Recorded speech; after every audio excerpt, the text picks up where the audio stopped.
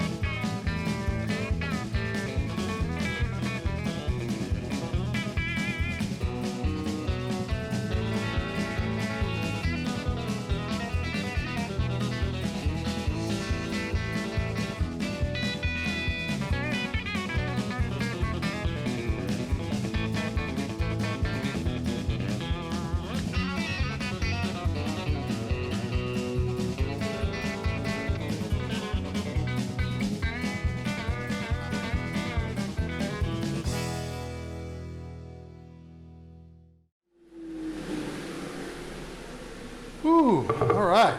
Well, that was fun.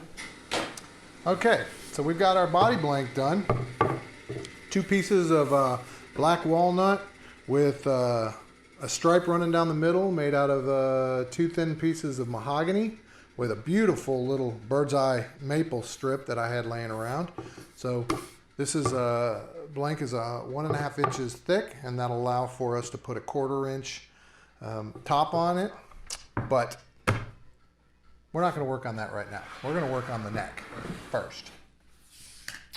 For the neck, we've got a 1-inch thick blank made out of 4 pieces of hard rock maple, 4-piece with a stripe down the middle made out of the same black walnut. This is a really pretty piece.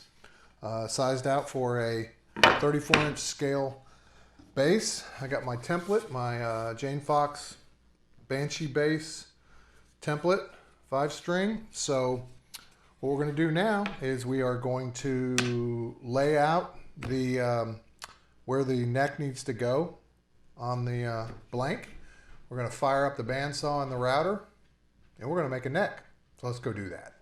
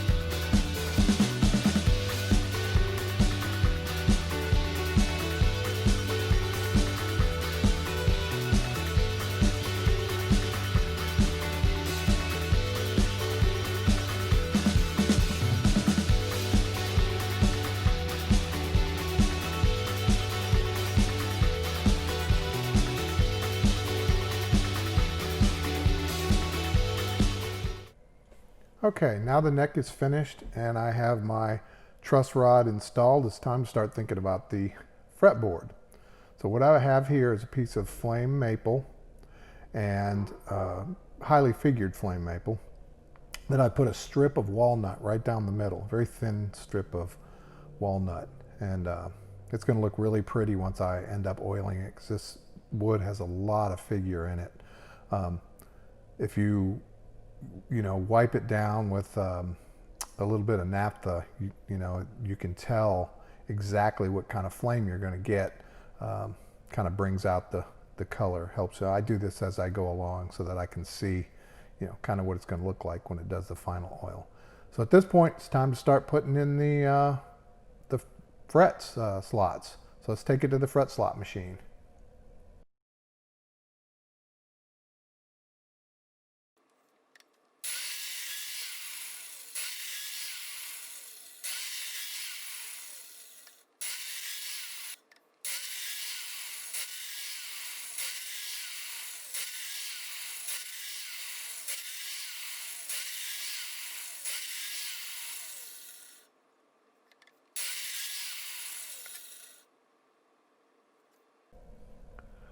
So when I put on my fretboard, when I glue my fretboard, first I tape over the truss rod so that I don't get glue in there. And I'll pull that piece of tape off in a little while. I've also put a couple of little thin pins on the right and the front and the back of the fretboard, or in the neck, so that the fretboard will slide right down over the top of it. You'll see. I line those pins up, fretboard goes on, lines up perfectly, and then after that we just put every clamp in the house on there and get it nice and clamped down flat, and I'll let that dry generally for 24 hours. You don't really have to let it dry that long, but I like to before I move on to other projects in between, like the body, for instance. So that's what I'm going to work on now while that's drying. I have my body blank all sized, shaped to the point where it's ready for me to lay my template on and draw around it. So I have my 1/2 inch MDF template of my body. I line it up on the center line with double stick tape, get it all nice and lined up perfectly, and then make sure that's stuck down real good. And then I draw around it with a pencil, and after I have my pencil drawing, I can then do a rough cut around it on the bandsaw before I take it to the router. But I like to put my template on first so that I know exactly where I'm cutting.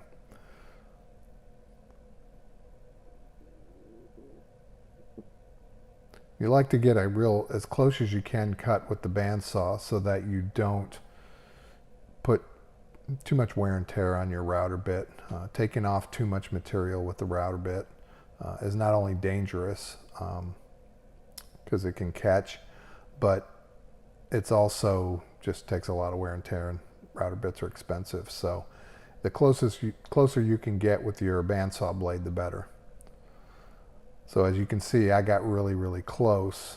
There's just enough sticking out so that when I'm running this through my router, it's just taking off a small piece, or just a little bit of the wood as it goes along, but it's that final smooth section. And this is where it's important to make sure that your template is very, very smooth, because that router bit will pick up any little bump or hump or nick in your template. So all my templates, I put a lot of time sanding them and making sure they're smooth.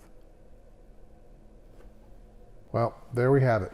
Got a body that's all routed and cut to shape, and now it's just a matter of checking it out, make sure it's the proper thickness, which should be 1.5 inches, and that's exactly what it is.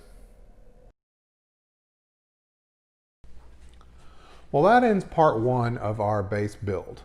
And at this stage, what we have is a body blank that's cut out and ready for next steps. We've got our fretboard, which is clamped and glued down to the neck and is going to dry overnight. In part 2, we'll take these clamps off, we'll trim off the fretboard, we'll apply our binding, and basically turn this into something that looks like a bass neck. In addition, we are going to start the routing process on the body. We will cut out our neck pocket, our pickup cavities, and our control cavities, as well as add on our flame maple top. Thanks for watching, and we will see you in part 2.